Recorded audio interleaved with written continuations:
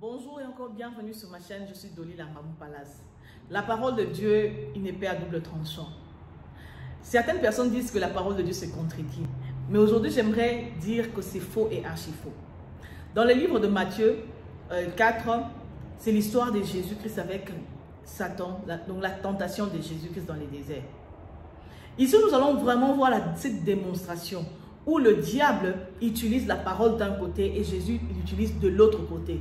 Et c'est ce qui fait que la Bible, ou bien la parole de Dieu, c'est une épée à double tranchant, c'est-à-dire qu'elle est la solution ou bien la réponse à chaque problème. Elle s'adapte à chaque problème, elle donne des solutions à chaque problème. Lorsque Jésus était amené en esprit dans le désert pour être tenté par le diable est venu lui dire que transforme ces pierres en pain, parce que Jésus avait sûrement faim après avoir jeûné 40 jours et 40 nuits. Mais Jésus lui dit que il est écrit que l'homme ne vivra pas du pain seulement, mais de toute parole qui sort de la bouche de Dieu. Vous voyez la parole de Dieu d'un côté et de l'autre côté.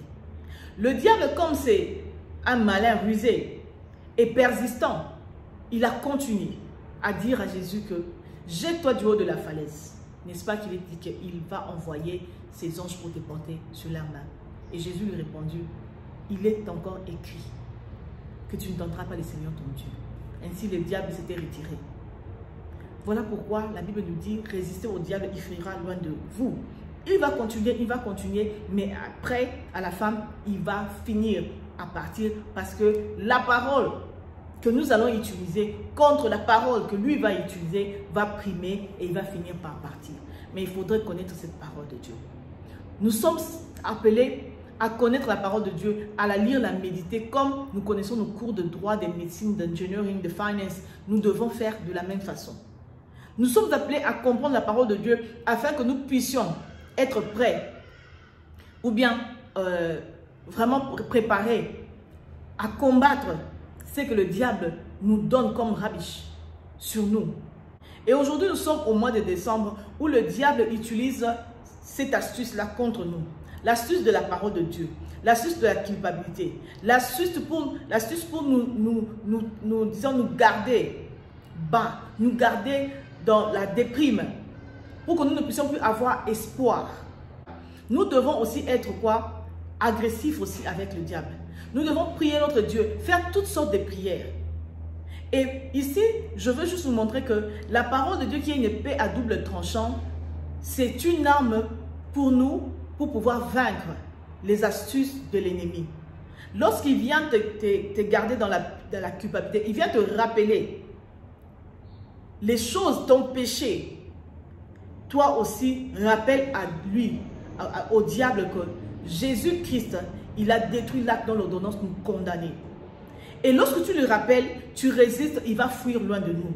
Ainsi, nous n'allons pas, nous n'allons pas lui permettre d'achever son agenda, l'agenda de la mort, de la destruction, de dévorer.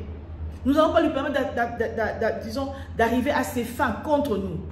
Mais si nous ne savons pas utiliser l'autre côté de la parole de Dieu, parce que lui va utiliser un côté, si nous ne savons pas utiliser l'autre côté de la parole de Dieu, nous allons tomber dans son piège et nous allons être dévorés, égorgés, détruits.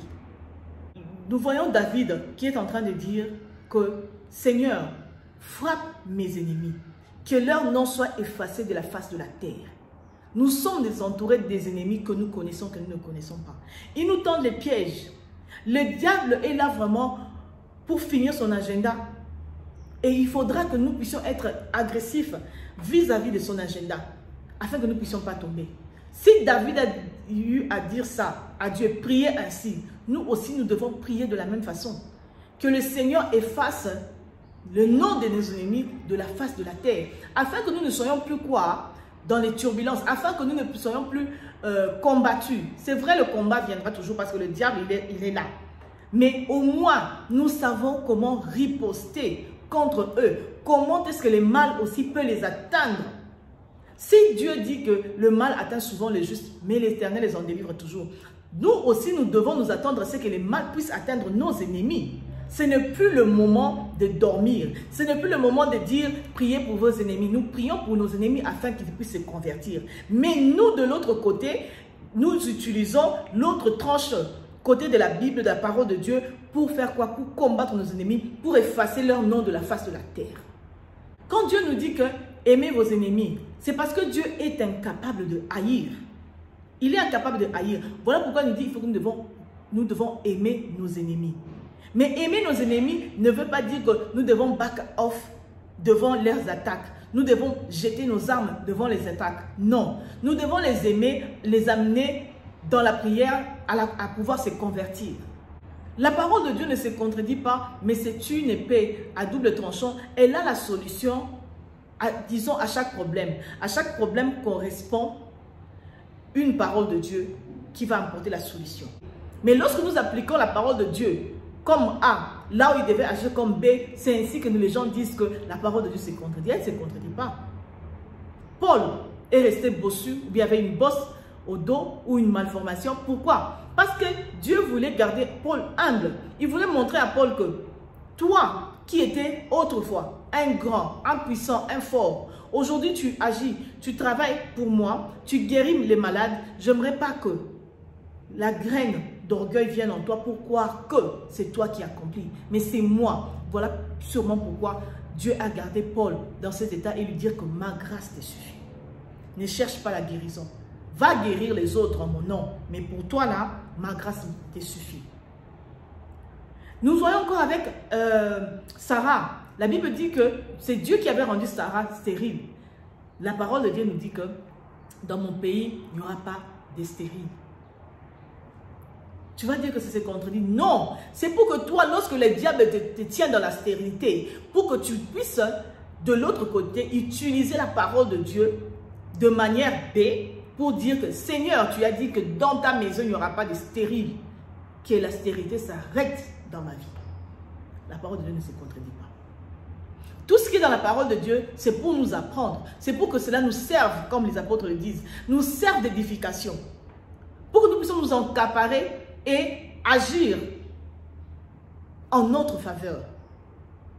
Donc voilà pour ceux qui disent que la Bible se contredit, je vous dis qu'elle ne se contredit pas. Il y a beaucoup d'exemples dans la Bible qui nous montrent qu'elle ne se contredit pas. Mais au contraire, nous devons nous accaparer de deux côtés, de ces deux côtés de la Bible, de ces deux rôles que la parole de Dieu est en train de jouer dans la vie du corps du Christ, afin que cela nous serve efficacement dans toutes les situations de notre vie.